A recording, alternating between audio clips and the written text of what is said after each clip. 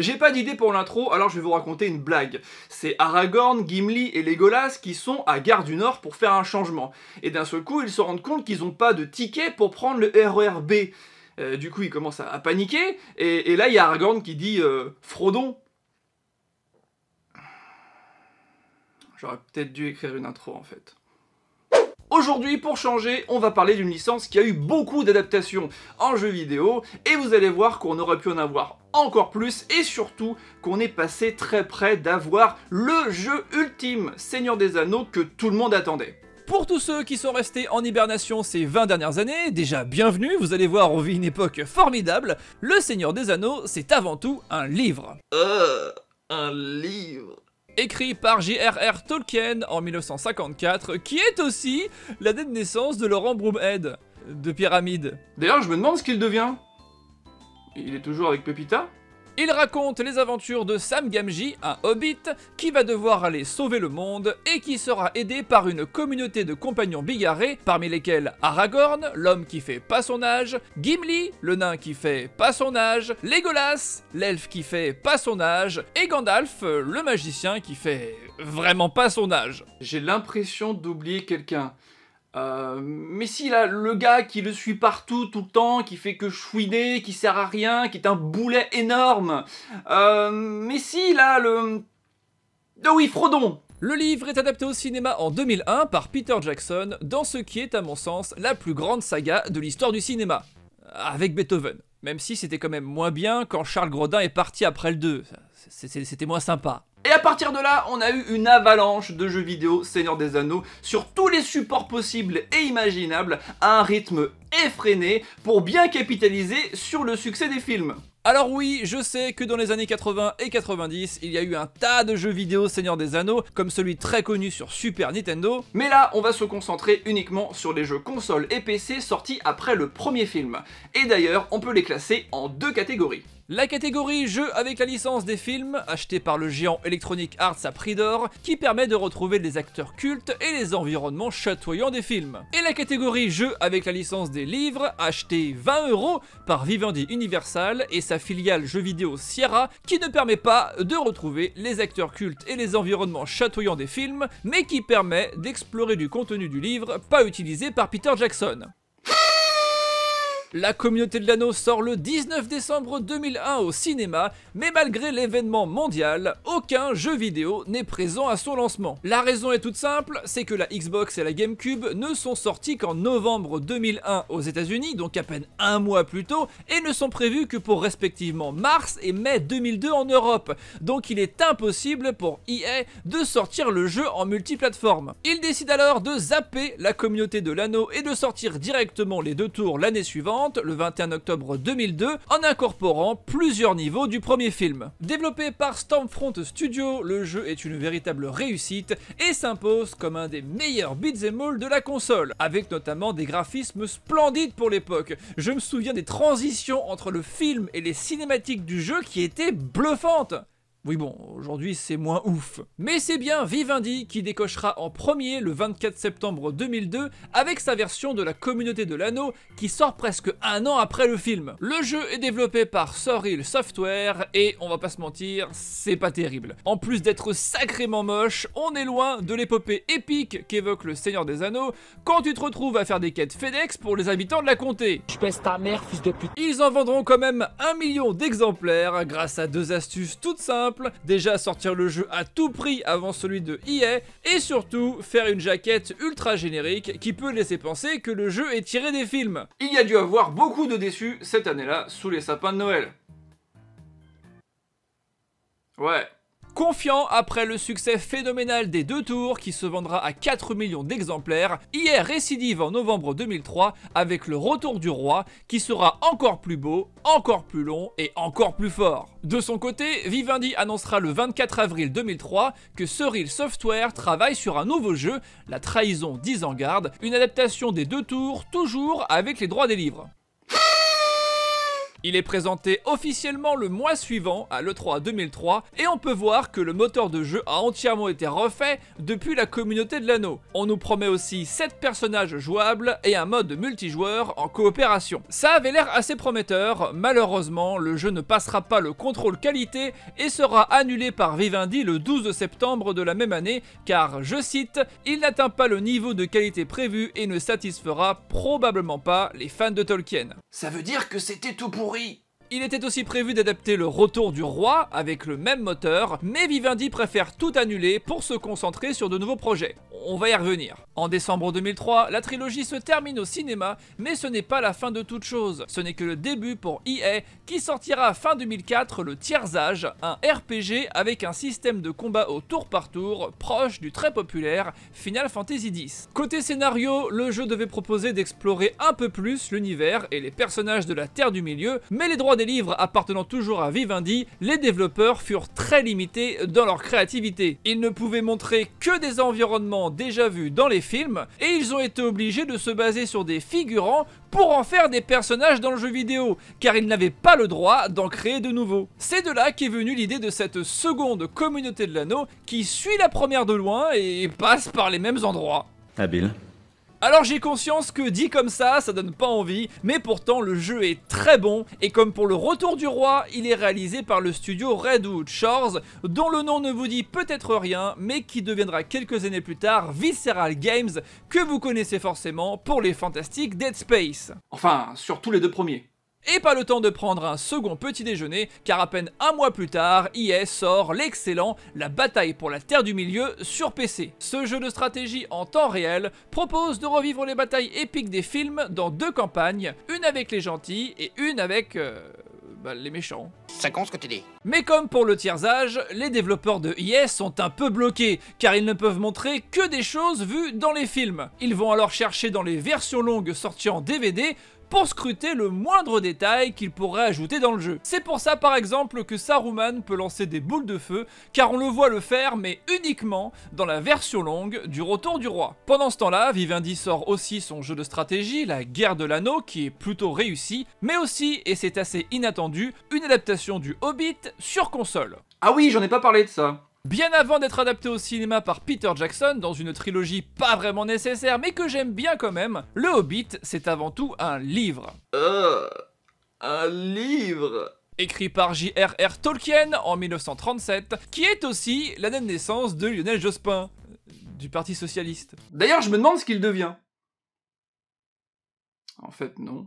Il raconte les aventures de Bilbo Saquet, un hobbit, qui va devoir partir vivre une aventure avec une grande quantité de nains qui ne font pas leur âge et dont l'énumération de leurs noms serait inutile et fastidieuse. Mais aussi avec le même Gandalf qui fait un peu plus son âge car les événements se passent 60 ans avant le Seigneur des Anneaux. Et Vivendi, toujours dans sa quête de jeux Eco Plus, mais qui peuvent rapporter gros, décide d'acheter la licence du livre pour en faire une sorte de sous-Zelda destiné à un très jeune public. Alors le jeu n'est pas incroyable, mais on peut quand même passer une bonne journée, enfin, si on aime les quêtes FedEx pour les habitants de la comté, évidemment. Ton père, ta grand-mère. En 2006, devant la médiocrité certaine de ces jeux et leurs faibles chances de succès, Vivendi abandonne la licence. Oh merde. Oh, c'est con ça. EA en profite alors pour récupérer les droits des livres, mais aussi du Silmarillion, qui explore toute la jeunesse de la Terre du Milieu, ce qui va leur permettre d'enfin exploiter tout son univers. Et ils commenceront avec La Bataille pour la Terre du Milieu 2, sorti la même année, qui est encore mieux que le premier, et qui lui aura l'énorme avantage de sortir aussi sur Xbox 360, donc les joueurs qui n'ont pas de PC sauront quoi faire. Mais le véritable grand projet de EA, c'est de créer un gigantesque RPG en monde ouvert, inspiré de Oblivion, qui vient juste de sortir. Ce jeu, c'est le Conseil Blanc. Il est annoncé le 13 juillet 2006, et le développement est confié une nouvelle fois à Redwood Shores, qui promet une Terre du Milieu gigantesque où chaque habitant a sa propre vie grâce à la technologie empruntée au Sims 3 qui appartient à EA, mais aussi un héros entièrement personnalisable parmi plusieurs races, que ça soit hommes, nains, elfes et même hobbits, ainsi que la possibilité de chevaucher des aigles et d'affronter des dragons. Tais-toi et prends mon argent, EA. Le scénario du jeu aurait été centré sur le fameux Conseil Blanc, un conseil de magiciens chargé de protéger la Terre du Milieu des forces du mal, et le destin du joueur aurait apparemment été de le rejoindre. D'accord. Faisons comme ça. C'est clairement le jeu Seigneur des Anneaux auquel j'aurais aimé le plus jouer. La perspective de voyager librement sur la Terre du Milieu et de faire ma propre aventure, ça me faisait rêver. Malheureusement, début 2007, EA annonce que le jeu n'arrivera pas précisément à l'heure prévue car son développement est stoppé pour une durée indéterminée. En général, quand ils disent ça, c'est que ça sent pas très bon. On apprend aussi que le producteur exécutif du projet, Steve Gray, à qui l'on doit les précédents jeux sur PS2, a été remercié. Voilà, ça pue du cul. Le problème, c'est que EA n'avait pas réalisé que pour faire un Oblivion, donc un jeu très ambitieux, ça prend pas 6 mois, et il voulait sortir le jeu fin 2007 pour les fêtes de Noël, ce à quoi le studio a répondu qu'il leur faudrait au minimum 3 ans de développement. Le moins qu'on puisse dire, c'est que cette réponse ne plaît pas à EA, qui décide de stopper le projet, de licencier une partie du staff, et d'envoyer l'autre travailler avec Pandemic Studios sur l'Âge des Conquêtes, un jeu d'action beaucoup plus classique et surtout beaucoup moins coûteux. Sorti en janvier 2009 sur PS3, 360 et PC, ce clone de Star Wars Battlefront, très axé multijoueur et développé d'ailleurs par le même studio, n'est pas un mauvais jeu, j'en ai même plutôt un bon souvenir. Faut dire qu'à l'époque, j'étais tellement en manque d'un jeu vidéo Seigneur des Anneaux que t'aurais pu me donner un clone de Mario avec Gollum et j'aurais été content. Parce qu'avec le recul, je dois avouer que les graphismes étaient quand même pas terribles pour l'époque, le gameplay un peu brouillon, le solo trop court et surtout le mode multijoueur en ligne qui aurait dû être la force du jeu, il était bâclé avec seulement 13 cartes et 4 pauvres modes de jeu. Mais on pouvait jouer avec Sauron donc moi j'étais content. J'étais vraiment en manque. Et comme d'habitude, EA enfoncera le clou en proposant le reste du contenu prévu à l'origine sous forme de DLC payant. Quelle honte. Le jeu ne s'en relèvera jamais, d'ailleurs les serveurs fermeront à peine un an plus tard, en mars 2010, et c'est sur cet échec que s'achèveront les 10 ans de règne de EA, car en ce début de nouvelle décennie, le monde a changé, et c'est la Warner qui va récupérer les droits de la licence. Et ce n'est certainement pas un hasard, car au même moment, on apprend que 2 films adaptés du Hobbit sont en préparation, avec aux commandes Peter Jackson et Guillermo del Toro. Et c'est là que ça va devenir intéressant, parce que John Burton, le fondateur du studio Traveler's Tales, surtout connu pour ses jeux Lego, veut justement proposer autre chose qu'un énième jeu Lego pour accompagner la sortie du Hobbit au cinéma. Il est vrai qu'au bout d'un moment, les jeux Lego lassent, et il veut faire une véritable adaptation du film en exploitant toute la puissance de la Xbox 360. Ça, c'est une bonne idée. Il obtient alors l'autorisation de la Warner d'aller proposer son projet directement à Peter Jackson et à Guillermo del Toro, qui sont alors en Nouvelle-Zélande en pleine pré-production du film. John Burton et son studio ont alors 6 mois pour créer une démo jouable, et étant donné le peu d'éléments qu'ils avaient à l'époque sur ces nouveaux films, ils décident de recréer des scènes cultes de la première trilogie pour montrer ce qu'un jeu Hobbit pourrait donner avec ses graphismes. Ils vont travailler non-stop pendant ces 6 mois et dépenser au total $1 million pour une simple démo, et vous l'avez compris, le jeu ne se fera jamais. Ce n'est que 12 ans plus tard, en juin 2020, que les images de cette démo la plus chère de l'histoire du jeu vidéo ont leaké. Je vous présente ce qu'aurait pu donner un jeu vidéo Seigneur des Anneaux sur Xbox 360.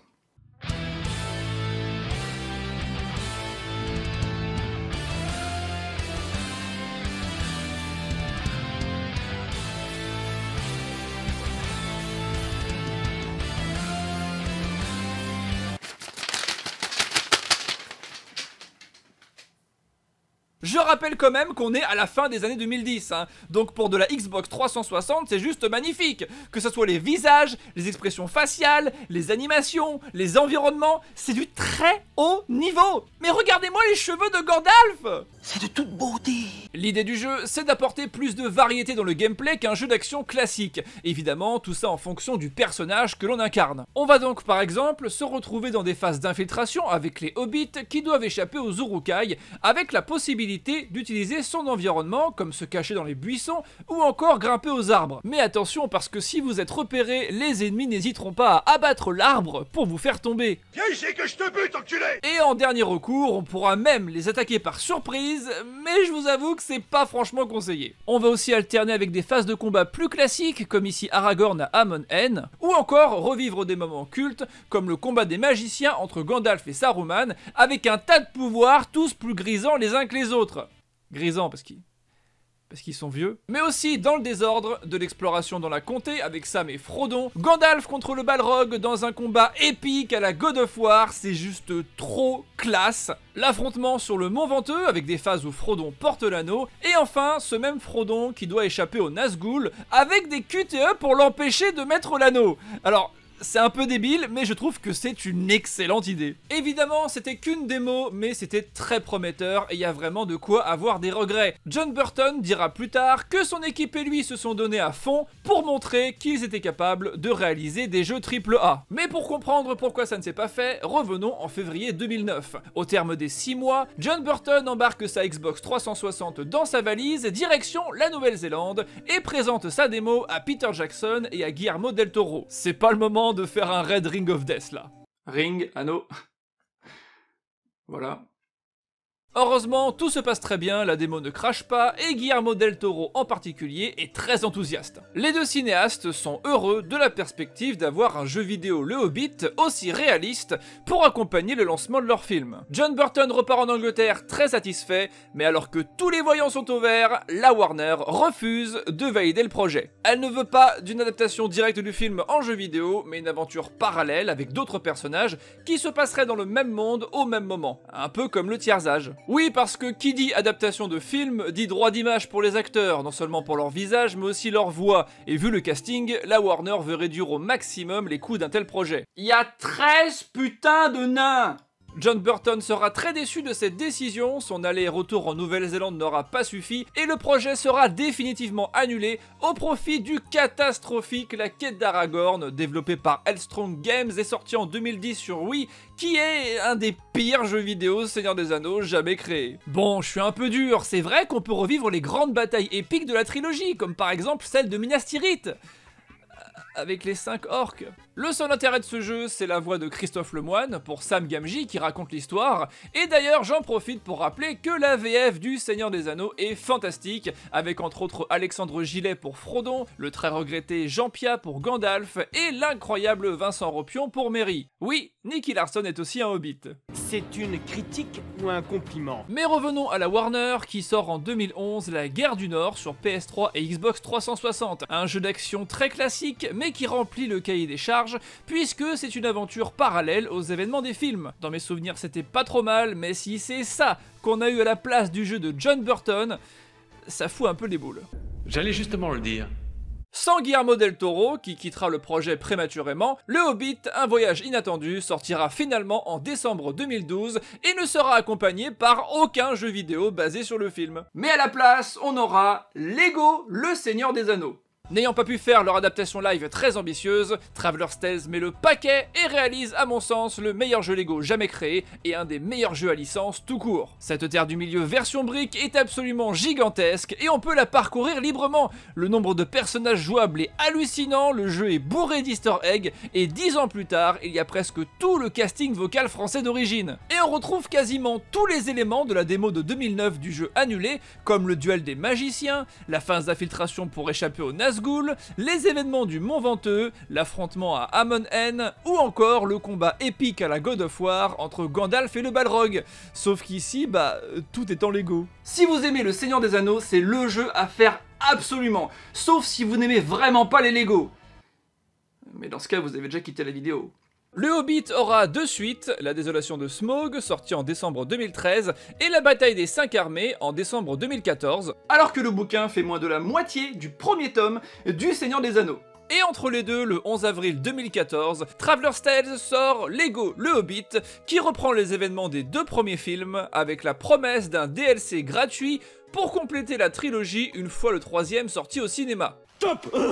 Promesse qui s'envolera comme un aigle en mars 2015 avec l'annulation brutale du DLC par la Warner sans même une explication ni rien, mais il est facile de deviner que c'était pour privilégier le développement de Lego Dimension, la tentative complètement ratée de Telltale de surfer sur la vague des Skylanders et des Amiibo. Attention le jeu en lui-même il est très réussi, je l'adore, avoir toutes ces licences réunies dont celle du Seigneur des Anneaux qui en plus a une place importante dans l'histoire car Gandalf est un des 3 héros principaux, c'est énorme, mais à 15 € la figurine, c'était du grand n'importe quoi.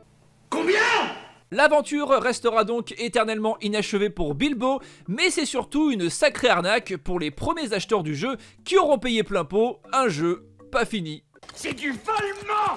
Et ces 2 jeux Lego disparaîtront d'ailleurs subitement des plateformes de téléchargement en janvier 2019 après l'expiration des droits de la licence. C'est aussi pour ça qu'on n'a jamais eu de version HD des épisodes PS2, tout simplement parce que la licence n'appartient plus à EA. Je ne le répéterai jamais assez, mais si vous le pouvez, achetez plutôt vos jeux en version physique. En plus, ça prend presque pas de place. Mais la vraie réussite de la Warner s'appelle L'ombre du Mordor, sorti en novembre 2014 sur PS4 et Xbox One et développé par Monolith, qui avait déjà réalisé Gardien de la Terre du Milieu en 2012, un clone de League of Legends plutôt réussi. Le jeu s'inspire de licences connues comme Assassin's Creed ou encore les Batman Arkham pour ses combats et vous propose d'incarner Talion, un rôdeur doté de pouvoirs surnaturels qui va devoir décimer l'armée de Sauron avec un système très réussi de grades pour les orques et d'un Némésis qui vous poursuivra tout le jeu pour se venger. Et tout ça en fait, un excellent jeu. Enfin, sauf sur PS3. Oui, parce qu'à l'époque, la PS4 et la Xbox One ne sont sortis que depuis moins d'1 an. La Warner se dit alors qu'il serait dommage de se priver d'un parc de dizaines de millions de possesseurs de PS3 et de Xbox 360, dont je faisais partie, et décide de le porter pour nous. C'est vrai que c'est sympa. Et non seulement les jeux sont absolument dégueulasses, je veux dire c'est une honte de sortir ça, mais en plus le système de Nemesis qui faisait la force des versions PS4 et Xbox One est complètement pété car les consoles n'arrivent pas à suivre. C'est de la merde! Et parce que les grandes histoires ne finissent jamais, celle de Talion continuera 3 ans plus tard avec l'ombre de la guerre, qui va aller encore plus loin niveau contenu, et même si le jeu fait un peu n'importe quoi avec le lore de la Terre du Milieu, avec un héros surpuissant que t'as l'impression de jouer Superman, on va pas se mentir, c'est très addictif. J'ai adoré ce jeu. Pour être complet, il existe aussi depuis 2007 un Meporg sobrement intitulé Le Seigneur des Anneaux Online. Il a eu beaucoup d'extensions et il est passé entre les mains de beaucoup de développeurs et d'éditeurs, alors je vous laisse faire pause si vous voulez tout lire. Un second MMO a été annoncé en 2018 par Amazon, qui a récemment récupéré les droits de la précieuse saga, avec une sortie prévue en 2022 pour coïncider avec le lancement de leur nouvelle série. Développé par les équipes de Amazon Game, en collaboration avec le studio hongkongais Leyou Technology, le jeu sera annulé 3 ans plus tard après le rachat de Leyou par le géant chinois Tencent, une société spécialisée entre autres dans les jeux en ligne massivement multijoueurs, qui compte parmi ses employés un certain Steve Gray, le même dont je vous parlais tout à l'heure, à qui l'on doit les jeux Seigneur des Anneaux de EA de l'époque PS2. Quelle ironie. Je crois que c'est un nouveau record. Si on compte le DLC du jeu Lego, on en est à 6 jeux annulés dans cette vidéo. Ça te compte quand même que poulain! Vous l'avez compris, l'histoire des jeux vidéo Seigneur des Anneaux est bien plus mouvementée qu'on pourrait penser. C'est pas le Seigneur des Anneaux, c'est le Seigneur des annulations. Faut vraiment que j'écrive mes blagues mieux. C'est sûr que j'aurais adoré jouer à un Oblivion version Terre du Milieu, ou à une vraie adaptation live ultra réaliste du Hobbit, mais on a tout de même été sacrément gâtés à l'époque de la PS2, et plus récemment avec les jeux Lego et l'ombre du Mordor que je vous conseille vraiment. C'est un moment décisif pour la saga maintenant que Amazon l'a ressuscité, et on peut être optimiste pour la suite. Un jeu centré sur Gollum est prévu pour 2022, mais surtout la Warner a breveté début 2021 son système de Némésis de l'ombre du Mordor, ce qui peut laisser penser qu'un nouveau jeu arrivera bientôt. Merci d'avoir regardé cette vidéo beaucoup trop longue. Si ça vous a plu, pensez à mettre un pouce vers le haut, à vous abonner et surtout à me dire dans les commentaires si vous auriez aimé jouer à un ou plusieurs de ces jeux annulés Seigneur des Anneaux. Cette vidéo, comme toutes les autres, n'aurait pas été possible sans les personnes qui soutiennent la chaîne et la chaîne des lives sur le Utip. Merci infiniment à vous, votre nom apparaît en ce moment. Je vous dis à bientôt pour une prochaine vidéo. Prenez soin de vous. Tchuss!